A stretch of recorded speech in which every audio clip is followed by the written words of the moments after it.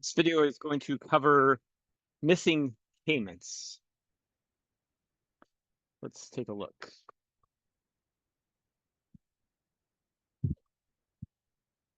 So for sake of illustration, let's say that this deposit here for $200, for which there's no match, we can see, actually is a payment towards an invoice. So we're going to go into customers. And again, we're just going to pick one. And you can see here, okay, here's a invoice that has $239 due.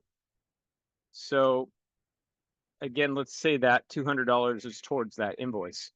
So we're going to receive a payment to undeposited funds, and it's $200, and it's going to apply to that invoice. Save and close. Now you can see their open balance is reduced. Let's go back to the bank feed